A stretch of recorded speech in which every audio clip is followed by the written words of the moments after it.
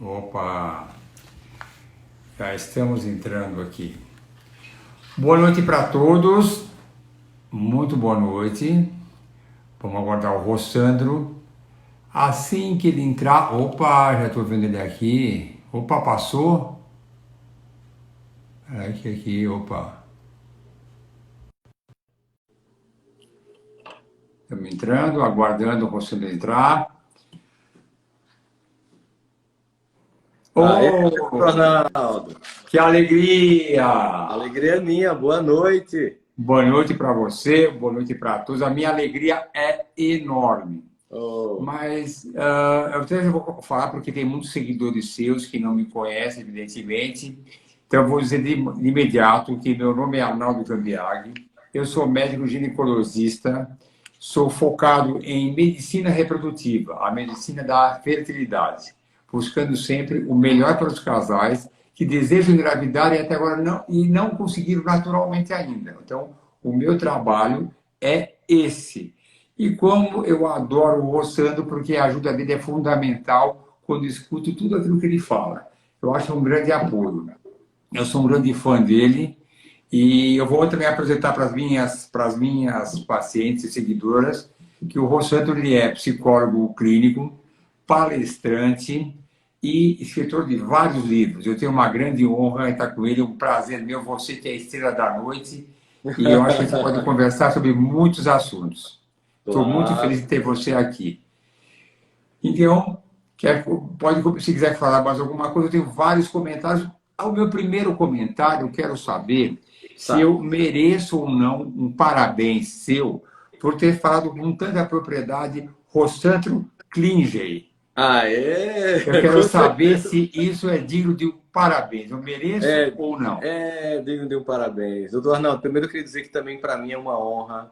O senhor sabe como eu lhe admiro como profissional e como ser humano, né? Porque assim, muitas vezes a gente tem bons profissionais, mas que às vezes não são tão bons nos relacionamentos, no trato com o ser humano. Mas a sua sensibilidade, a forma como você lida com as pessoas, é um depoimento que é comum de todos nós ouvirmos, toda essa equipe. Então, é uma alegria a gente estar aqui podendo hoje junto está contribuindo, né, nessas muitas lives que estão sendo feitas. O senhor tem feito, eu acompanhei já algumas, né, que é justamente a tentativa de todos nós profissionais de saúde que estamos sabendo das angústias, das dores das pessoas, tentar minimizar um pouquinho isso, conversando, falando a respeito. Então, eu lhe admiro profundamente também, sou seu fã e a honra também é minha da gente estar aqui junto nessa noite. E você sabe que esse assunto é muito interessante quando fala da tristeza desse momento, porque até num depoimento meu, eu também me tornei ultimamente uma pessoa triste. Não Hum. triste no sentido assim depressivo da palavra, mas é claro que se você imaginar que a minha alegria da vida era tão boa, eu tinha muita felicidade, levantava de manhã para academia, voltava para casa, ia fazer as portas de obra, chegava para o consultório, atrasado. Os pacientes brigavam comigo, eu adorava brigar comigo. Ia almoçar no mesmo lugar de sempre. Tinha o metro, o garçom, falava com eles, voltava. Fim de semana ia correndo de Ibirapuera, ia no shopping, que eu adoro um shopping, adoro ir ao cinema. Tudo isso foi tirado. Então, a gente não pode ser uma pessoa alegre da mesma maneira que eu era antes. É claro que o meu otimismo relativo, porque a vida vai ter as suas dificuldades, mas vão ser superadas. O tempo é capaz de coisas incríveis, nós vamos superar tudo isso. Mas nesse momento, enfrentar essa solidão, esse isolamento, é algo que frustra principalmente aquelas pessoas muito ativas, que gostam de sair. Eu sempre gostei, para você ter uma ideia, se você perguntar onde eu gosto de descansar, com certeza não é uma pousada, não é ficar num hotel na beira da mar. Eu gosto de agito, muita gente por perto. Quando eu vou procurar algum lugar para me divertir, eu quero lugares lotados. Passei o Réveillon em Portugal, Porto. Quando eu vejo aquele vídeo, aquele acúmulo de pessoas, que tenho até medo, eu fiquei com medo de ser atropelado e massacrado. Eu gosto disso. Então, eu sou um daqueles sofredores que sente-se frustrado por estar dentro de casa ou restrito, porque eu estou trabalhando agora. E como a nossa conversa, que vai se esticar bastante, tem um ponto bastante frustrante na minha área profissional, que são as minhas pacientes que desejam engravidar e não conseguiram engravidar até hoje naturalmente. E essas pacientes estão muito frustradas. Não só a tristeza natural do próprio isolamento, como a frustração de terem que adiar seus tratamentos. Muitas pacientes vêm há anos procurando esse tratamento. Hoje em dia, pelas regras da vigilância sanitária, da Anvisa, das sociedades médicas, não é recomendado por motivos claros. Eu sou contra as restrições, é uma coisa muito certa. Então, eu lhe perguntaria assim, como você faria uma primeira sugestão, e são várias perguntas que chegaram para mim também, de como lidar com essas notícias negativas. Estava até agora há pouco, saiu um pouquinho da minha sala, estou aqui em São Paulo, e estava o Dória falando, discutindo se vão fazer lockdown ou não. Então, já queria que na angústia vai ter lockdown, porque nós todos estamos envolvidos com a... Não é só meu problema, é um problema de todos, né? Da minha convivência. Então, como é que as pessoas podem conviver com isso? Que sugestão você pode dar? Aliás, eu vou falar mais uma coisinha só mais uma. Eu sempre e adoro adorar suas histórias. Eu não consigo sair da minha cabeça. Vou só comentar duas que são as histórias que eu adoro. Aquela que você conta quando tinha 16 anos, ia passar o carnaval aos 18 anos, e a sua mãe falou, aqui quem manda sou eu. E essa história é muito interessante, porque eu sou pai, e as minhas filhas são bastante grandes, mas nós já enfrentamos as dificuldades de filho querer determinar as coisas. É muito interessante que o respeito do pai e da mãe, é o mesmo que eu tinha pelos meus, devem ser mantidos. E a história também, que é muito comum, aquela história daquelas crianças que voltaram das Disney, o pai entusiasmado, achando que os filhos iam ficar entusiasmados, felizes e agradecidos, e foi uma muita frieza. E eu conto no dia a dia também, que é muito comum o pai quando tem uma filha, primeiro ano de vida, primeiro ano, ele vai comprar a boneca mais cara que tem. A minha primeira filha, eu vou comprar a boneca mais chique, a melhor, a mais cara, minha filha merece.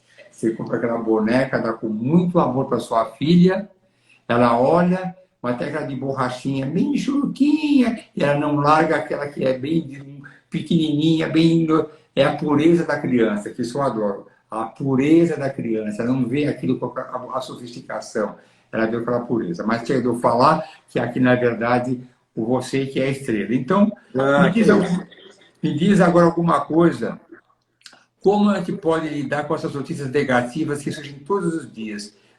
A angústia é grande, como eu te falei agora há pouco, eu saí, vi a televisão, o João Dória falando, vai ter isso, vai ter aquilo, a discussão, outros prefeitos dando seus palpites.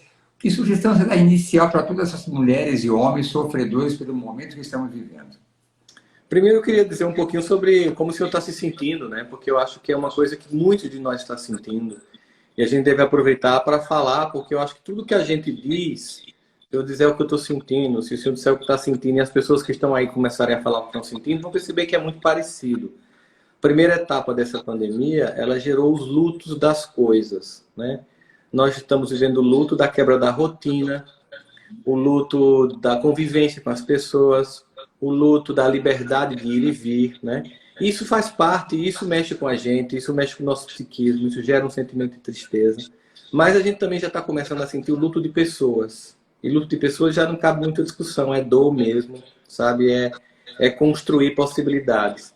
Quando a gente pensa nessa realidade atual, como tentar fazer para não deixar que esse conjunto de notícias negativas nos deixe pior do que a coisa está, a primeira coisa que a gente precisa aprender a fazer na vida, para ter uma opção madura de viver a existência, primeiro é identificar uma coisa que é muito clara. Existe a maior parte das variáveis e dos eventos que ocorrem na humanidade não estão sob nosso controle. De vez em quando a gente se sente assim, eu acho que eu sou o tal, e acha que controla, mas basta uma virose para a gente ver que a gente não controla nada. Verdade. E essa pandemia, ela pode ser motivo de dor, e não estou negando que ela é motivo de dor para muitos de nós, mas ela também pode ser motivo, como qualquer evento da vida doloroso, de profunda aprendizagem. De lidar, por exemplo, com as frustrações. Como minha mãe, quando não deixou ir para o carnaval, naquele momento ela estava me ensinando que a vida nem sempre vai dizer sim, e eu não posso transformar isso no caos. Eu tenho que aprender o que é que eu posso fazer, e diante daquelas circunstâncias adversas, desagradáveis, ver o que cabe a mim. O que eu posso manobrar? Onde é que está, por exemplo? Eu não posso, como o senhor, não pode voltar para o consultório, não pode atender as pessoas, muita gente está impedida da rotina. Então, primeira coisa, criar uma rotina dentro de casa. Como se eu fosse criar um microcosmos daquele meu universo anterior dentro do meu ambiente familiar, em casa. Não importa o tamanho, a gente pode criar uma certa rotina. Nesse processo de criar uma rotina, existe uma coisa que é, quando eu vivia na minha vida normal, eu vivia ouvindo notícia tanto quanto eu estou ouvindo agora? Não. A gente ouvia pontualmente durante o dia, não é? A gente escolhia uma hora ou um programa específico para pegar um apanhado geral. O fato da gente estar ouvindo demais torna essa experiência mais caótica. Porque a gente fica tão assim, doutor Arnaldo, preso às notícias, aos números, e aí a gente fica com um sentimento de depressão, porque parece assim, como se fosse uma deteriorização da sociedade, da economia, das nações, das relações multilaterais, a tensão China e Estados Unidos, uma crise econômica. Aquilo começa a dar uma sensação tão ruim que a gente perde o foco de viver a experiência do aqui e agora, porque nós não controlamos a pandemia, nós não controlamos os mercados, nós não controlamos quando vamos voltar a viver numa sociedade, em experiência coletiva. Enquanto isso não acontece, eu controlo como eu vivo minha experiência em casa, como é que eu crio uma rotina, como é que, se eu não posso, no seu caso, ir para o Ibirapuera, tentar fazer uma coisa em casa mesmo, como é que eu posso ler um pouquinho, como é que eu posso dividir tarefas de trabalho. Então, a primeira experiência que tem é aceita a realidade, porque você vai ficar lutando contra ela, vai perder e vai sofrer muito. Cria a tua alternativa à realidade, porque o que marca o indivíduo não é o que acontece com ele, mas, sobretudo, a forma como ele reage ao que acontece com ele, né? Então, cria novas possibilidades e se permite, nesse processo, novas coisas para conhecer, né? Por exemplo, eu nunca fiz live assim em parceria. Live assim que começou Uma nova realidade para todos essa. Então, tive que começar e comecei a fazer curso no YouTube, botava lá como fazer live, comprei essas luzes que estão aqui, comprei coisa pelos sites da Amazon para chegar coisa, porque eu estou fazendo palestras profissionais agora online, né? E é difícil porque por exemplo, a gente está aqui conversando um olhando para o outro, isso ajuda. Mas quando fazendo uma palestra online, é só a câmera, eu falando para não sei quantas pessoas, que eu não sei se estão rindo, se estão chorando, se estão achando interessante. É uma coisa meio escuro isso. E quando eu termino, saio esgotado, porque eu gasto mais energia do que se eu estivesse vendo 30 mil pessoas na minha frente. Então, tá todo mundo tendo que se reinventar. Então, basicamente, desliga as notícias, só ouça numa determinada hora, assim, aquilo que interessa, ou acompanha num site, porque também tem a narrativa do jornal, que aí deixa a coisa mais dramática ainda. Acompanha uma notícia, vê lá num portal que você confia, né? E outra coisa fundamental, sabe, doutor Arnaldo, deixa de ouvir fake news, pelo amor de Deus. Isso aqui torna tudo mais tenebroso. Mas aqui em São Paulo estava agora aqui discutindo que o João Dória falou que ia ser um lockdown de 1 a 15 de junho. Mas vai ter, não vai ter, desmentir isso tudo.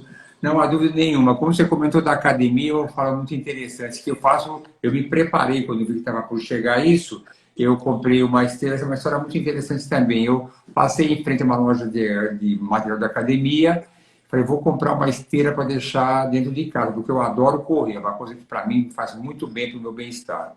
Aí eu entrei dentro da academia, eu olhei aquela esteira, uma academia chamada Reebok, que tem material de primeira linha. Eu queria mais baratinha, porque era para ficar dentro de casa provisoriamente.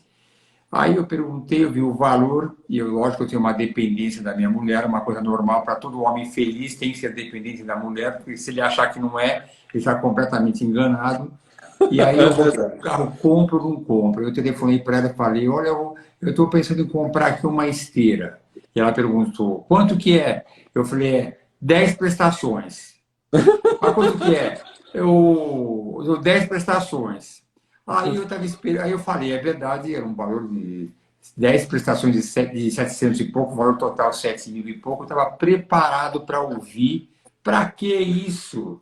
E eu fui surpreendido com a palavra compra mesmo. Melhor comprar, porque não vai ficar em casa. Ela também gosta de correr. Então, mas hoje em dia, eu trouxe meu material de ginástica para dentro do meu quarto e eu não vou negar que quando eu olho em cima do tapete meus pesos para fazer, eu fico frustrado porque a academia, realmente uma coisa que fazia muito bem, mas nós temos que conviver com isso. É lógico que diariamente eu faço uma terapia e essa própria a live também virou uma terapia. E digo mais para vocês uma coisa interessante. Uma coisa que eu jamais tinha feito era consultas online. O Conselho Regional de Medicina proibia isso, mas liberaram nesse momento. E eu criei um amor tão grande para consultas online, que hoje em dia, até para ligar para uma pessoa, eu tenho uma certa necessidade de clicar o meu vídeo. É claro que eu peço permissão antes, para não pegar um momento desagradável, né? Cabelo assanhado, tá? Não vou invadir a celular da pessoa, né? Então eu vou sempre te perguntar algumas coisas e vou procurar direcionar para você, para essa parte das minhas pacientes que estão me seguindo também. Então, mas me fala mais alguma coisa. Os profissionais de saúde, um dia eu estava num hospital e uma enfermeira falou assim, olha, eu trabalho num hospital aqui na periferia, eu trabalho em hospitais de alto padrão, que eu tenho essa sorte, e hospitais de periferia, e tem pessoas morrendo na porta do hospital por Covid. E aí você imagina como ficam os médicos, como eu ficaria se eu fosse trabalhar nesse lugar, vendo as pessoas morrerem na minha frente, sem poder fazer nada. Então, todos os profissionais de saúde que estão na linha de frente sofrem com isso. Você tem algum comentário para fazer como sobrepujar esse tipo de profissional, como sobrepujar esse tipo de tristeza? Porque foi uma pergunta que profissionais de saúde mandaram para mim, porque estão na linha de frente. Se você pode falar alguma coisa. Claro, doutor Arnaldo. A gente está lidando aí com o que a gente chama de quarta onda, né? A primeira onda são as pessoas vítimas do vírus. A segunda onda tem a ver com as pessoas que não estão podendo ir para o hospital porque estão doentes, mas a prioridade são as pessoas que têm o vírus. A terceira é o grupo que tem uma doença crônica e precisa de contato o tempo inteiro com o ambiente hospitalar, mas também não estão podendo ir porque o foco é o vírus. E a quarta onda é de saúde mental, que é justamente o transtorno provocado em todas as pessoas, mais particularmente dos profissionais da área que estão na linha de frente do combate ao Covid, porque estão tendo que ver coisas que parecem coisas de uma guerra, né?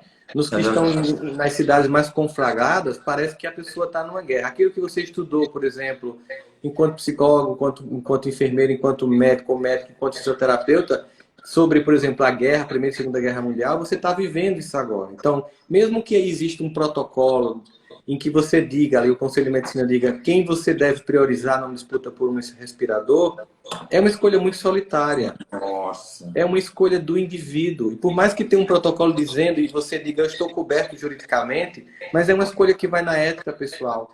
E você, por mais que faça essa escolha, não, mas eu estou fazendo o que é preconizado como mais correto, mas você sente que teve a decisão sobre a vida e a morte de alguém. As repercussões disso no futuro, na saúde de muitos profissionais de saúde, não no futuro, já hoje, são muito intensas. Então, o que faz uma pessoa que está, por exemplo, numa linha de frente? É aquela pergunta todo dia, né? Hoje eu tive que fazer escolhas difíceis, mas as escolhas que eu fiz também foram escolhas que salvou vidas. Porque se a gente não fizer essa conta, você entra em um processo de decadência psicológica e você não tem aquilo que você precisa nesse momento, que é a destreza técnica, não é a frieza, mas a destreza técnica para poder entender que num momento como esse, vivemos sobre um momento de exceção emocional. Então, outra coisa também é, acolha sua dor. Quando quiser chorar, chore. E uma coisa que eu tenho dito a muitas pessoas, e eu tenho feito com alguns amigos que estão além de frente, eu ligo, passo mensagem. Você está bem? Quer desabafar? Como é que eu acabei de testar, saiu? Sabe? É aquele contato que a gente vai fazendo, porque a gente precisa ajudar todos os profissionais que estão na linha de frente, para que eles possam ter um pouquinho dessa carga aliviada, porque não é isso que está acontecendo. Tem uma pessoa que eu atendi antes aqui, que está fazendo infectologia em São Paulo, está na linha de frente do combate, que ela disse, eu estava com um colega, no outro dia ele estava entubado. Meu colega que estava comigo. É isso mesmo. E era jovem. Então você olha para aquele, você chega no outro dia no plantão, e o seu colega que no outro dia estava trabalhando com você está entubado em estado grave, aquilo mexe com o psiquismo da pessoa de uma forma muito, muito grande. E nós precisamos dos profissionais de saúde nesse momento, né? Então a gente precisa dar apoio também emocional. Mas você sabe que é interessante. Sempre eu comento quando as pessoas, quando você é médico e vai escolher uma especialidade, você tem alguns critérios de escolha. Então, dentro dos meus critérios, eu penso nos outros também. Quem faz, por exemplo, oncologia infantil, só trata de crianças com câncer. Eu jamais seria capaz de estar frente a frente com um caso desse. Com certeza, eu preferia largar a profissão. E como tem profissionais que falam, nossa, aguentar essas mulheres reclamando, mas eu adoro ouvir as reclamações, eu adoro isso tudo. Então, deve ser muito difícil para o médico que não está acostumado com isso passar por um momento desse que é totalmente fora do seu padrão da normalidade. Se você Sim. imaginar que um médico de UTI, ele enfrenta casos difíceis e fáceis, pessoas morrem, é uma coisa que faz parte da rotina dele. Então, ele se adapta. Mas eu tenho certeza que as pessoas, o ser humano é muito capaz de se adaptar. Mas é claro que vai ficar, com certeza, uma cicatriz muito importante. Agora, de um modo geral, esse momento que nós estamos agora, e não falo agora mais de medicina, falo de um modo geral, todo mundo que está nos ouvindo, acredita nesse período, nós vamos levar algumas lições para o futuro. Então, vai valorizar mais a família, que eu acredito, o convívio das pessoas, vai abandonar coisas que eram muito importantes, materiais, vai começar a valorizar e ver que a vida que nós temos tem uma fragilidade muito grande. De um modo geral, você imagina que depois que passar esse turbilhão, que eu acredito que não vai ser tão rápido que vai passar, porque enquanto não houver a vacina, vai perdurar algum tempo, e a vacina, por mais rápida que seja, necessita de testes importantes, repetitivos, para que tenha alguma garantia. E eu tenho certeza que a hora que sair a vacina, não vai ser uma vacina, vão ser várias vacinas que vão sair juntas, afinal, tem muitos países nessa frente descobrindo. E o tempo que Uhum. tem para se aprender, para se validar essa vacina é grande, mas vamos chegar lá. Mas vamos levar uma frustração muito grande por pessoas até próximas da gente, como você comentou a história da médica que tinha alguém do lado dela, que podem ter falecido. O que você imagina, como é que as pessoas vão sair e como é que elas podem talvez se preparar para esse momento que vai demorar um pouco, um ano pelo menos vai, se eu considerar que a vacina vai ser fundamental para todos nós. O que você pode me dizer a respeito desse período pós-pandemia?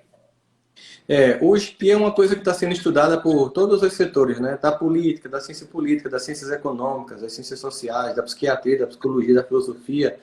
E uma coisa é certa, ninguém está dizendo exatamente como vai ser, mas há um consenso de que não vai ser o que a gente deixou quando entrou em casa. Aquele mundo que a gente deixou há mais de 2 meses quando a gente entrou em casa não vai voltar a existir daquele modo. Não vai existir, obviamente, uma romantização, como se todo mundo fosse aprender profundamente novos valores, e fosse todo mundo sair de mãos dadas, cantando Imagine, como se o mundo tivesse fantasticamente maravilhoso, porque ainda tem muitas coisas que a gente vai enfrentar.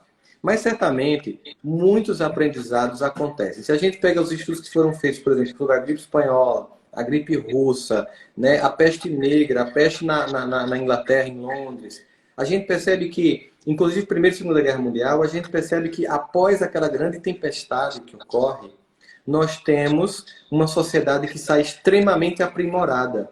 Nós ainda vamos enfrentar uma cota de dor significativa diante de tudo que está acontecendo. Teremos os problemas de ordem financeira, a gente está tendo um conjunto de divórcios, aumentou a violência doméstica, são muitas variáveis ao mesmo tempo ocorrendo. Mas nenhuma noite, por mais densa que seja, ela resiste aos primeiros raios de um amanhecer. E a gente sabe disso. A gente sabe que ao longo da história humana tivemos momentos de uma noite grande, escura, mas ela não resistiu aos primeiros raios de um sol nascente. Então, nós vamos sair dessa experiência, sim, com fortalecimento. Nós vamos ressignificar o valor das pessoas. Porque muitos pais hoje estão percebendo a importância de um educador, de um professor, de uma professora de escola. Muitos pais que chegavam nas escolas, botando o dedo na cara do professor, acusando, estão vendo como é difícil cuidar de uma criança. Muitos pais que estão sem conseguir cuidar do seu próprio filho, estão agora avaliando que é uma professora que passa amanhã ou o dia inteiro com 50 crianças. Muitas pessoas, em São Paulo especialmente, que achavam muito chato o trabalho dos motoboys e que viraram o anjo dos paulistanos agora no delivery. Talvez no próximo, assim que sair, quando o motoboy passar pitando ali no meio da marginal, faça: vá com Deus, você levou muita comida para mim, então você tem que estar aí, você também tem seu lugar, também seu espaço. Muitas pessoas que estão vendo hoje a importância de um café da manhã feito, de chegar e a roupa tá limpa, vão ver a importância de todas as pessoas que estão no arco ao nosso redor, porque todos nós nos servimos, todo mundo serve a todo mundo. E a gente está percebendo de uma forma dolorosa e ao mesmo tempo bonita o poder dos relacionamentos humanos. O que está nos salvando são os relacionamentos humanos. Quando o senhor diz assim, está fazendo chamada de vídeo para diminuir a solidão, porque nós necessitamos demais uns dos outros para ser quem somos. As coisas não aquecem nosso coração nessa hora. Morar numa casa, numa mansão, claro que é muito melhor do que quem está num barraco, mas não é isso que faz a diferença. O que faz a diferença são as pessoas. Você falou agora do motor. Eu não tinha o hábito de usar o rap. Que maravilha, viu? Fantástico. Eu tive que usar, falei, bom, agora não tem comida, eu vou fazer pela primeira vez. E eu falei, que impressionante. Ele chega, minha vida, estou chegando no restaurante, estou pegando a comida e chega direitinho. Eu achei uma coisa fantástica e realmente eu valorizo muito isso, eu achei incrível isso. Agora, uma coisa que você tocou um assunto, que eu já tenho recebido perguntas que são muito frequentes aqui, que é o grande problema das mães. As mães que Sim. trabalham hoje em dia, elas têm que fazer aulas online com o filho, e percebendo também a dificuldade de enfrentar esse momento. Porque, como você falou, às vezes nós temos essa capacidade de não valorizar tanto aquilo que nós temos com facilidade. Ah, que bom levar a criança para a escola, está na professora, vou buscar, e acha que é difícil, tem as dificuldades normais, eu concordo com você. Mas, quando ela chega em casa e tem com aquela criança pequena fazer uma aula online, há uma dúvida que eu tenho até... Eu estou fazendo uma reforma aqui na clínica e eu falo muito com a arquiteta e ela fala, não posso te atender porque estou com uma aula online do meu filho. Então, essa é uma dificuldade que não se conhecia e agora estão tendo e talvez vai se prolongar muito tempo. O que você pode sugerir para essas mães? Como explicar para as crianças? Elas já entendem alguma coisa, mas como explicar para essas crianças esse momento que elas não podem ir para a escola, não podem brincar e têm que ficar em casa? Como você pode ter argumento para isso? Acho que para cada idade de criança tem uma abordagem diferente, né? Claro. Crianças pequenas, elas têm muita dificuldade de ter contato de aula online, mas ao mesmo tempo manter ela na aula online, primeiro os pais têm que, vamos lá, por parte, doutor, para ficar bem didático para todo mundo. Primeira coisa, ninguém deve se cobrar fazer tudo bem feito que ninguém vai conseguir. Você não vai conseguir trabalhar em casa com a mesma performance de antes. Você não vai conseguir educar seus filhos do mesmo jeito que você educava antes. Você não é um professor, não é um pedagogo. Mesmo que seja, você tem suas atividades. Então, parar de se cobrar de fazer tudo ao mesmo tempo, porque ninguém consegue. A gente tá enxugando gelo. Coloca aqui, faz aqui, faz ali. Então, se permitir falhar é essencial, senão você vai se cobrar e vai se destruir. Vai gerar culpa e só vai tornar pior. Mas as crianças precisam desse contato online, porque elas vão precisar voltar o mais rápido possível a um movimento de normalidade nas escolas. Então, manter o contato com as crianças, mesmo que online, mesmo que pequenininha, gera um nível de manutenção da conexão emocional. Porque a educação não é passar conteúdo. Se fosse isso, o YouTube acaba com o emprego de todos os professores. Educação é troca de emoções. Educação é troca de cognitivo entre crianças. Por mais que um pai e uma mãe seja bem intencionado, ela jamais vai substituir o impacto cognitivo de uma criança estar convivendo com várias crianças, sendo frustrada, um mordendo o outro, brigando, tomando, querendo chamar atenção. Isso é muito rico e se tem num ambiente com muitas crianças. Nunca vai ter isso em casa. Mas é preciso dizer para as crianças o que está acontecendo, levando em consideração a idade de cada uma delas, né? Você pode chegar e perguntar o que é que ela acha que está acontecendo. Porque não adianta fazer de conta que não está acontecendo nada, porque a criança não é boba. Ela está olhando lá os pais com cara de pânico, de medo, de terror. E está acontecendo nada. Não, meu filho, está tudo ok, mas o rosto dizendo que não está. Então chega. O diálogo entre família é muito importante. E por que as pessoas não devem se cobrar que estão fazendo tudo perfeito? Porque nós não estamos no home office. A nossa experiência não é de home office. Nós estamos no work at home, que é diferente. O conceito de home office é o escritório em casa. Ou seja, por exemplo, imagina que uma pessoa trabalha em casa, seja a esposa ou o esposo, mas o outro trabalha em outro lugar e as crianças estão na escola, está tudo funcionando, tem alguém te ajudando fazendo a comida. Então está tudo e você está tendo concentração para trabalhar. Isso é home office. Escritório em casa. Agora, work at home, que é trabalhando de casa, trabalhando, com o menino pulando, o gás vazando, a lâmpada estourando, sabe? Alguém chamando, chegou o delivery, vai lá, você está numa reunião e não entra, e você diz, meu amor, o papai está trabalhando, sabe? Isso aí é diferente. Então, nós não podemos nos cobrar, tá sendo o melhor esposo, o melhor amante, o melhor pai, a melhor mãe, o melhor educador, o melhor profissional, senão vai surtar.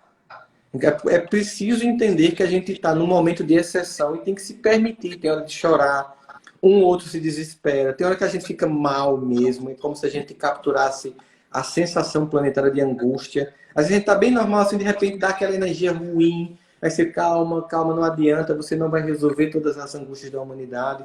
Então, esse processo de ressignificar mesmo tudo que está acontecendo e ter um pouco de paciência consigo e com os outros no lar, é fundamental hoje em dia. Tá. Aliás, eu quero falar duas coisas aqui. Alguém perguntou aqui se essa live vai ficar gravada, então eu vou já responder se for me antecipar, dizer que sim, ela vai ficar por 24 horas, vai ficar alocada no meu Instagram. E alguém repetiu várias vezes aqui para tirar todos os comentários que estão sobre você. Olha, eu gostaria, mas eu não sei como fazer isso. Então, eu vou dizer que eu sou uma pessoa, um aprendiz da live, faço isso há pouco tempo. Outro dia fui fixar meu nome, deu um crepe aqui. Então, eu não vou me arriscar a tirar isso aqui, mesmo porque a maioria das lives que eu faço, geralmente, é uma live muito aberta a perguntas. Então, as pessoas fazem perguntas. Então, eu acompanho o que está escrito e vou... porque eu faço um misto, né? As perguntas que eu tenho que eu recebi antecipadamente e também vou seguindo o que se pergunta aqui no celular. Então, eu nunca tive que desaparecer com isso. Então, quem perguntou duas vezes ou pediu... Sinceramente, eu não sei como faz isso, eu nem vou arriscar, mas eu prometo que eu vou treinar e vou perguntar para alguém como desaparece, mas eu não vou arriscar se eu posso fazer algum dano maior. Aliás, Eu aprendi ao vivo também, eu não sabia não. O povo tira os comentários, eu fui apertar, quase que eu desligava a live. Então, depois. E para você ter uma ideia aqui, quando eu falei, vou botar um modo avião para ninguém entrar, isso eu sabia. Só que quando eu entrei, não entrava a imagem. Falei, caramba! Falei, pelo amor de Deus, agora não é hora de acontecer isso. Não entrava a imagem. Falei, peraí. Desliguei o modo avião e fui em frente. E agora há pouco ligaram, mas eu dei uma rejeição aqui. Espero que mas isso é uma coisa interessante, pegando até uma carona naquilo que você fala do aprendizado. Eu estou aprendendo muitas coisas nesse período. Eu não sabia o que era Zoom. Eu não sabia que era isso. Por quê? Porque isso não era uma necessidade do meu trabalho. Eu aprendi que é Zoom. Eu tenho um curso que eu faço todo ano, e eu vou fazer pelo Zoom, pelos webinários. Hoje em dia, todos os congressos médicos estão funcionando como webinários. O Congresso Europeu, que eu vou todo ano, que vai ser agora em julho, está cancelado, vai ser também online. Até não sei como vai ser realmente, porque existe um fuso horário de 5 horas para mais. E quando você está no local, você levanta que nem for 7 da manhã, que é duro, mas você encontra pessoas para tomar café junto, está alguém ensolarado, está calor, você não percebe.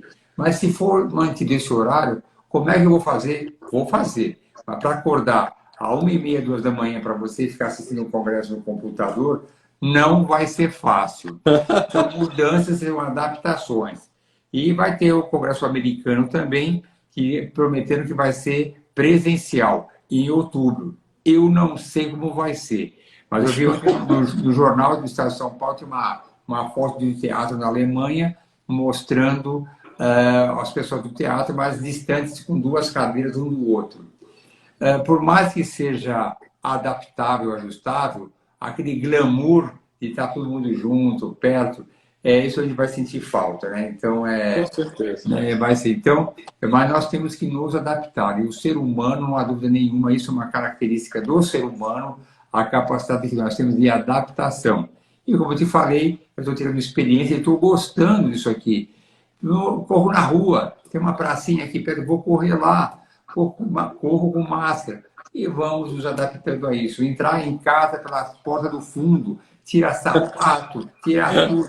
Mas aliás, eu digo, tirar sapato era uma coisa que sempre falava, o certo é tirar o sapato quando entra em casa. Mas ninguém faz porque não foi educado assim. O certo é tirar o sapato quando entra em casa. É verdade, mas ninguém faz isso. Agora, não tem jeito, tem que entrar sem sapato, tomar todos os cuidados fundamentais, andar de máscara com isso aqui, que é uma coisa super desconfortável. E, aliás, um avanço, uma coisa muito bacana agora. Eu estou gostando mais das consultas online do que presencial. Por quê? Porque as pessoas falam comigo sem máscara. É muito melhor. Você falar com uma pessoa que vem pela primeira vez sem máscara é muito desagradável. Então, quase que estou dando quase que preferência para consultas sem máscara. Mas pegando agora bem na minha parte profissional, né, profissional, a angústia das pacientes que desejam engravidar, mas não podem fazer o tratamento agora, devido às condições agora, elas estão muito ansiosas. Eu conto para todos que e muitas pessoas aqui são um público geral, que as pessoas, às vezes, que têm 2, 3 ou 4 filhos, não entendem a angústia de uma mulher que quer engravidar e não consegue. Porque eu, como tenho filhas grandes, eu sempre acompanhei de perto. Com 12, 13 anos, a menina fala, eu vou casar com 25 anos, eu vou ter 3 filhos, vai se chamar Rodrigo, qualquer coisa, Paula, Camila, o que você quiser. Pode acontecer isso. Aí chega, conhece alguém, namora. Agora eu vou viajar, vamos aproveitar a vida, porque eu quero viajar antes de ter filhos. E ela não está nem pensando na dificuldade de engravidar. Aí ela vai no ginecologista, não vem o bebê, pede alguns exames e começa aquela trajetória dela, aquela via sacra de vários exames sem conseguir resultado. Vai gastando muito dinheiro, vai vendo as amigas engravidando, as frustrações crescem porque as amigas só têm um assunto de filho, né? Porque normalmente é assim. Quando nós temos vários assuntos no decorrer da nossa vida. Quando você tem... a gente sempre é cobrado. Quando você tem 15 anos, está namorando, entrou na faculdade, depois você acabou a faculdade, o que você vai fazer? Está trabalhando, casa, e os filhos, você é cobrado constantemente isso. E aí ela começa a fazer tratamento, e nesse momento ela está prontinha para começar aquilo que ela tanto queria o tratamento, muitas delas com frustrações antigas, ela está no momento de fazer o tratamento. Agora estou pronto com meus exames. Não pode. Por quê? O Covid. E quando vai voltar? Não sei. Eu não sei como é que vai acontecer, ninguém sabe. A gente procura dar uma certa esperança de, não, o mês que vem, o outro mês, mas na verdade é uma maneira de você tranquilizá-la. E pode ser, eu não acredito que vai ser tão rápido, mas porque a gente acompanha também os outros países que estão na nossa frente, né? Que estão, já começaram antes, estão naquela fase de platô, mas ainda morre muita gente. Então, como é que eu poderia lidar com essas mulheres que carregam essa ansiedade tão antiga e viram um momento de conseguir a sua gravidez, sempre uma esperança, e agora, de repente, não temos prazo para acontecer esse tratamento. Espero que muitas que me cobram todo dia, várias vezes, quando é que você acha que vai voltar?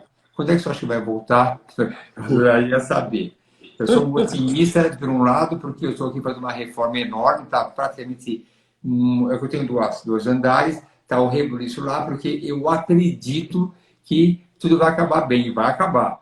Mas a gente se preocupa. Então, me dá uma mensagem de otimismo, como essas mulheres podem lidar com um momento desse frustrante e não poder dar início ao seu tratamento. Primeira coisa que elas devem pensar é que esse sonho que elas acalentam, elas têm tido força para suportar e manter esse sonho vivo há muito tempo. Não pode deixar que 2 ou 3 meses abalem um sonho que vem sendo acalentado há anos, né? Então faz parte, inclusive, de todo mundo que quer alcançar um sonho, suportar os percalços do caminho, as dificuldades que vão surgindo. Não que a pessoa não sinta dor, a pessoa precisa manifestar essa dor, precisa dizer que está sentindo essa frustração, compartilhar com o companheiro, no caso aí, que está vivendo a experiência também junto, ou se está fazendo sozinha, com alguém que confia. Se sentir que está precisando mais do que isso, procurar uma ajuda. Os psicólogos também estão fazendo atendimento online, que é uma forma de você desabafar com alguém neutro à situação, que vai te ouvir as suas angústias. O que não pode, porque também não vai ajudar, é se entregar a um sentimento de achar que tudo isso foi contra você e que é pessoal. Tipo assim, logo na minha vez, né? Não foi bem pessoal. Assim. Não é só você que está passando por isso. No mundo inteiro, todos nós estamos abrindo mão de sonhos. Não é abrindo mão, estamos adiando sonhos. Mas adiar não é abrir mão. Adiar é postergar para um outro tempo. E esse momento agora aprofundar-se nessa busca de cuidado, de aumentar a dinâmica do relacionamento, discutir mais essa busca, essa procura e manter essa esperança. E cada um, obviamente, que é uma coisa que ajuda muito, que é a espiritualidade que cada um tem dentro de sua religião, de sua forma de crer, de se relacionar com o sagrado, com Deus, buscar nesse momento esse aconchego espiritual, porque tudo que a gente mais vive hoje, doutor Arnaldo, é muita vulnerabilidade, muita instabilidade e muita incerteza. E tudo isso é muito ruim. O ser humano não gosta de tanta vulnerabilidade, de tanta instabilidade e de tanta incerteza. No entanto, em qualquer religião do mundo, você vai perceber que a característica de Deus é ser permanente, ser perene, né? Não alternar. Então, no momento de muita incerteza, projetar suas esperanças no que gera certeza é melhor do que projetar em político, do que projetar em bolsa de valores, do que projetar em coisas que estão oscilando e que não estão mostrando toda a sua, digamos assim, o comprometimento que deveria se ter com esse momento. Então, é realmente entender, não é pessoal, não é só comigo, não é porque foi na minha vez, eu não posso me sentir uma vítima, não posso usar isso que está acontecendo, serve para mães que estão esperando ter um bebê, para qualquer pessoa. Eu não posso usar esse evento com a dor que ele tem e me colocar como vítima das circunstâncias. Lembra da música do Lulu Santos? Não vou ficar de vítima das circunstâncias, né? Então, assim, nós nascemos para o tempo inteiro estar nesse embate. Faz parte de quem quer alcançar o sonho, vencer esse embate o tempo todo. Mas nós temos realmente aqui, de alguma maneira, procurado ajudar essas mulheres do ponto de vista emocional, não como um psicólogo, mas sim, de um modo de você amenizar esse impacto doloroso de esperar o incerto. Porque também eu não posso ser um otimista falso e achar que vai ser o mês que vem. Porque a gente acompanha também o que acontece no mundo como aprendizado. Ou seja, se fala em segunda onda que pode existir, então você tem que realmente avaliar bem isso. Eu gostei de algum comentário que alguém fez aqui, por isso que eu gosto de ficar lendo o que se fala aqui. Alguém falou que, em outras palavras, mais ou menos que Deus está no comando de tudo, né? Então, é uma hora que eu acho que a religiosidade, e eu sou uma pessoa que sou católico, sigo a minha religião, não sou uma pessoa que sigo meus princípios básicos da minha religião, trabalho com a minha fé. Quem vê aqui, vê que eu tenho Nossa Senhora, sempre peço para proteger e acho que nós estamos no poder divino. Tanto é que quando eu faço meus tratamentos, eu sempre falo que quando eu vou, para quem não sabe, em fertilização, tem uma etapa que você coloca o embrião dentro do útero. E quando você põe o embrião dentro do útero, e a paciente vai aguardar aquele período para saber se deu certo ou não, é um momento que, do ponto de vista científico, o meu trabalho acabou. Acabou assim. Eu vou fazer os controles hormonais que são necessários, mas, na verdade, o poder divino é que vai resolver. Então, nesse aspecto, a fé e a religiosidade valem muito para nós todos. Então, são coisas importantes que alguém botou também aqui agora há pouco. Quem não conseguia adota uma criança. É muito difícil você sugerir para quem nunca foi mãe, adotar uma criança. Muitas pessoas adotam, e eu sempre, quando alguém tem uma dúvida, eu falo, adote sim, mas faça seu tratamento também. Não leve essa frustração para você por nunca ter tentado. Entre os livros que eu escrevi, um deles é sobre os tratamentos de fertilização e as religiões. E dentro dessas religiões, eu fui buscar mais a parte do catolicismo, que eu fui. Eu tinha uma jornalista que ia em várias religiões, vendo quais as pessoas responsáveis, mas por ser a minha religião católica, eu fiz questão de ir atrás. E tive algumas frustrações, porque eu vejo que o catolicismo é a minha religião mais carente de conhecimento sobre o tratamento, mas eu fui falar com alguns profissionais que eram teólogos, e um deles gostou muito da minha posição e perguntou, você não recomenda o paciente adotar? Eu falo, não, eu falo para ele adotar, mas faça seu tratamento. Ele gostou muito do meu comentário, porque é uma coisa, eu acho que deve adotar, mas não deve desistir do seu sonho. Vai atrás. Uma coisa que a gente insiste bastante enquanto tiver condições, não desista do seu sonho. E se agora não está sendo o momento, não é esse o momento virá. Nada é coincidência, tudo é divina providência. Não era para ser agora, deverá ser depois. Então, são coisas assim que a gente procura levar para os pacientes, essa palha-fé, religiosidade, mas jamais deixar a ciência de lado. Então, quando eu começo a falar essa minha religiosidade, eu tenho uma preocupação que as pacientes pensam, nossa, deve ser meio beato, só pensa, não, eu faço a minha ciência, faço questão de saber tudo o melhor que eu puder, oferecer o meu melhor tratamento, da maneira mais humanizada, mas tem um limite que nós, médicos, não conseguimos ultrapassar. É aquilo que você sabe, por que deu certo? Não acredito que deu certo. Ou, tinha que dar certo, e não deu, porque existe sim um lado divino nisso tudo. Aqui tem algumas pacientes que perguntaram para mim aqui. Olha aqui, olha. Vamos ver que você aqui, de uma angolana. A gente recebe hoje em dia muitas pacientes de fora. Aliás, eu digo muitos verbos que eu conjugava no presente, estou conjugando no passado já, né? Você recebe ou recebia, porque futuro a Deus pertence. E quando eu faço esse congresso que vai ser presencial nos Estados Unidos, eu vou. Se tiver voo, né? Se tiver avião. Também tem isso. Porque tem isso. Eu vou, porque vai ser para mim uma coisa muito. Para mim, o congresso é uma coisa que me dá muita alegria, estar no meio das pessoas. Eu te falei agora há pouco, eu comentei. Eu gosto de multidão, gente por perto, fala com um, fala com o outro. São experiências incríveis.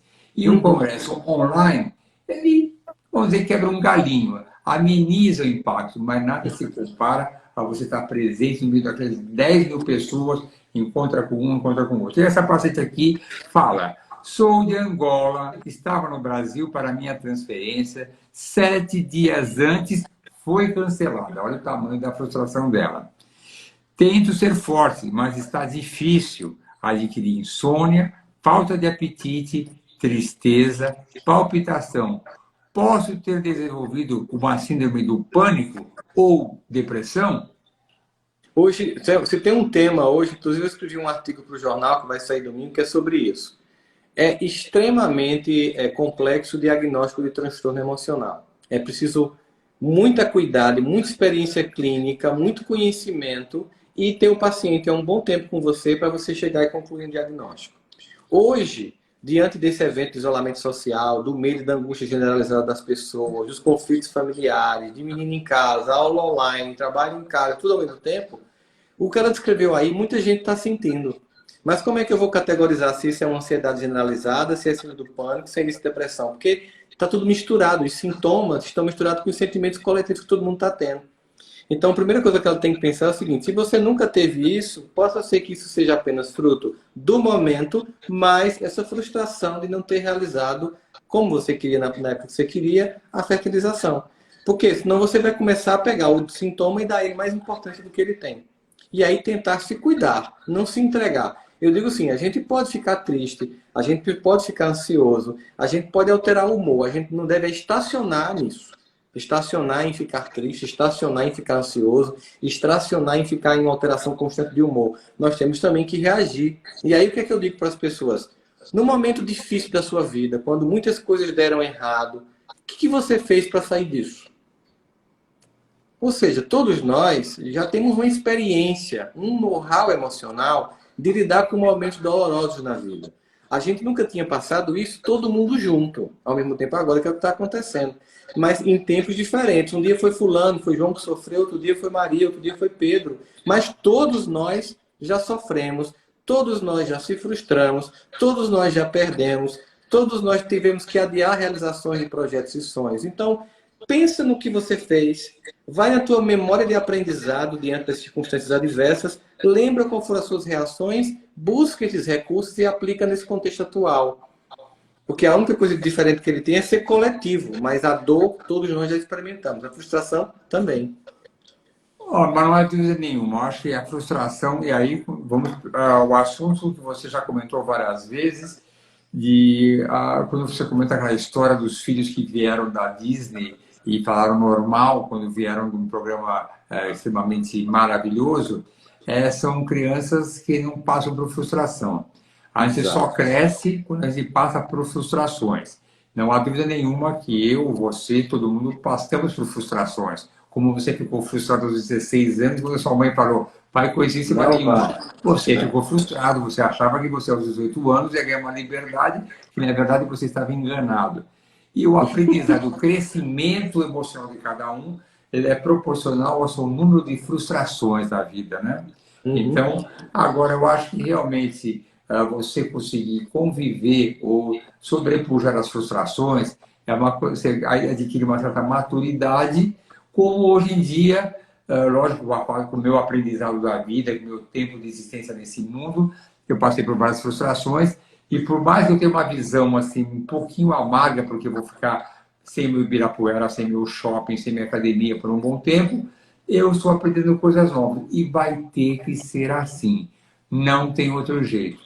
E aqui vem mais uma paciente perguntando, que eu gosto que eles perguntam para mim. Olha aqui. Minha irmã estava se preparando para fazer barriga solidária para mim. Para quem não souber o que é barriga solidária, é o que se chamava de barriga de aluguel. Uma paciente, uma mulher tem o óvulo dela, fertiliza com o espermatozoide do marido, e esse embrião é gerado no útero de uma outra pessoa. Se falava barriga de aluguel, mas esse conceito, eu falo uma coisa bastante simples, quer dizer, para nós, ou para mim é simples, mas a barriga de aluguel foi um nome que foi colocado à parte, porque não se aluga, não se recebe dinheiro por isso. E por isso que o nome correto é barriga solidária. Então, é dessa Uhum. maneira. Então, é isso que significa. Então, a minha irmã estava se preparando para fazer uma barriga solidária para mim. Tivemos que cancelar por conta do Covid. Estou em depressão e a minha irmã não sabe. Ela está muito angustiada e triste. Isso é muito bonito da barriga solidária. Eu vou comentar agora. Uhum. Porque eu tive um caso uma vez aqui que a barriga solidária, a irmã gerando um bebê para a irmã dela, que tinha um problema uterino, e ela engravidou e abortou. Então, a frustração da barriga solidária, isso é, da barriga que ia gerar a criança, foi 10 vezes maior que a própria mãe biológica. Porque ela Uhum. queria tanto ajudar a irmã dela, ela se sentiu tão inútil e foi uma frustração enorme. Então, Eu esse imagino. sentimento de emoção na minha vida profissional é aquilo que me mantém cada vez mais entusiasmado. Então, eu digo para você, quando eu fui recriminado pela minha mulher, com toda a razão, isso é a hora de fazer uma reforma desse tamanho, eu falei para ela, eu estou entusiasmado. Apesar de ter 67 anos, eu estou entusiasmado porque eu gosto da minha vida. A minha vida é muito boa. Então, estou me preparando para a era pós-Covid, que vai ficar tudo logo, logo aqui. E eu não acabei até agora a pergunta dela. Está muito angustiada e triste por não termos uma data para o retorno. Como posso me ajudar e ajudá-la a superar essa tristeza? Aqui é uma situação que ela está querendo dar um apoio para o Irmão, por isso que eu fiz essa associação. Você tem Uhum. algum comentário para poder ajudá-la? Claro, primeiro é reconhecer nela a beleza desse sentimento. Reconhecer, como você estava dizendo, a grandeza da vontade de se entregar num gesto de amor tão grande como esse. Não é uma coisa simples, né? É mais fácil você dar uma coisa para o outro do que se dar no processo. Ela está se dando emocionalmente, se dando fisicamente, e ao mesmo tempo a gente cria uma expectativa de tirar a dor do outro. Por exemplo, eu queria poder proporcionar isso a ela para ela deixar de ter a dor desse sentimento de não conseguir. Então, é como se fosse um conjunto de frustrações, mas se você focar na beleza do que está acontecendo, você vai novamente entender aquilo que a gente falou antes, que isso não está sendo cancelado, está sendo adiado, né? Que apenas estamos postergando alguns meses a realização de uma coisa. E nós não podemos ter o peso, porque até para essa irmã, né, solidária, de barriga solidária, ela precisa entender que se ela for para esse processo com esse peso emocional de que ela tem que resolver essa dor da irmã, emocionalmente ela vai atrapalhar o processo, né? É Então, porque ela vai com um você peso muito comentou grande. da beleza do processo de barriga solidária, que é uma das coisas que eu acho, eu falo da minha profissão, que é a coisa que eu adoro, que a minha vida realmente eu me preparo para garantir o máximo possível a minha longevidade profissional.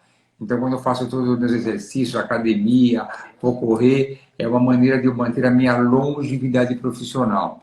Uma coisa que eu digo sempre, que é a minha opinião, que qualidade de vida tem várias maneiras de se avaliar. Qualidade de vida depende muito da intensidade e da quantidade das emoções que você sente na sua vida. E a minha vida Uhum. profissional me dá muitas emoções. Como falar com você é uma coisa emocionante. E vai ficar gravado no Instagram. Aliás, temos uma pergunta aqui. E vai ficar gravado. Sabe que o Instagram é uma coisa incrível mesmo, porque você acaba guardando aquilo, não vai sair. vai estar lá, fica gravado e vai para o YouTube também. Então, uma vida com emoções é uma coisa muito importante. E, né, de alguma maneira, nós estamos com algumas emoções. Eu te falei agora, moça, apaga o que está escrito aí, está no rosto do Rossandro. Eu não sei como é que apaga isso. Eu não sei. Me desculpe mais uma vez quem insistiu com isso. Eu não sei como apagar isso, mas eu vou aprender. Hoje não sei, mas até amanhã eu vou aprender isso. Eu tive que aprender a fixar meu nome. Mas eu fui fixar, deu um crepe também, que não saía no iPhone, só saía no Android. Então, a vida é com emoções. Você sentir-se ignorante, entre aspas, né? Faz um bem danado, né? A busca do conhecimento é uma coisa deliciosa. Como eu digo para você, como eu sempre penso, aquelas pessoas que são aposentadas, que graça tem tirar férias? Você está sempre de férias. Férias só tem sentido se você tiver uma sobrecarga profissional grande e você merecer um descanso. Então, a vida com emoções é uma delícia. Então, você comentou essa parte aqui de você, da menina da barriga solidária, e você não sabe o prazer que você dá falar com você, e o prazer que eu tenho quando eu vejo alguém grávida e falar assim, nossa, parabéns, você está grávida, fazer ultrassom, aquele bebezinho mexendo. Isso me traz muitas coisas. Deixa eu ver se tem muitos sinais de felicidade e gratidão para a vida. Uhum. Eu sou uma pessoa grata para a vida, porque minha vida é muito boa. Eu me acho uma pessoa abençoada, eu sou uma pessoa muito bem. E eu, com esses meus privilégios, estou aqui falar para você e todos aqueles que estão aqui ouvindo as suas recomendações, com certeza vão ficar mais tranquilos e vão vivenciar esse período de uma maneira mais amena. Sempre vendo o lado bom, estamos aprendendo, é um momento. Já passei por isso outra vez, agora um pouco mais intenso. Eu tenho as minhas dificuldades, mas aí eu recordo e lembro e conto uma história. O meu avô paterno morreu na gripe espanhola. O meu pai nem conheceu o pai dele, porque o meu pai tinha 9 meses quando ele morreu.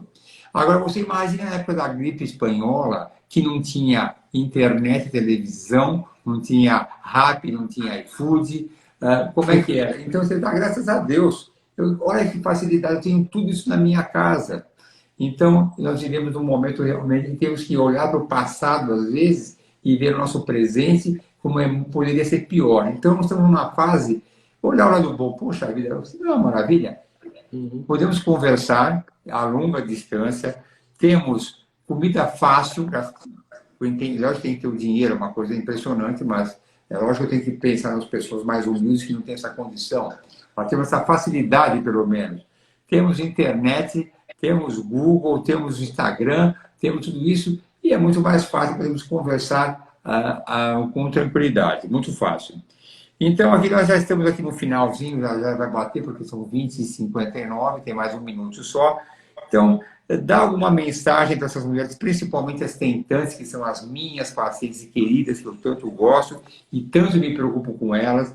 Eu convivo com a frustração dela e sofro com a frustração dela. Dá uma mensagenzinha de despedida agora, que falta 1 minuto e 56 segundos para dar uma mensagem. Agora, doutor Arnaldo, primeiro dizer assim, para todo mundo que está nos vendo, nunca, em nenhum momento da história humana, nós somos derrotados. Nós sempre terminamos, nós sempre, enquanto projeto humano, vencemos.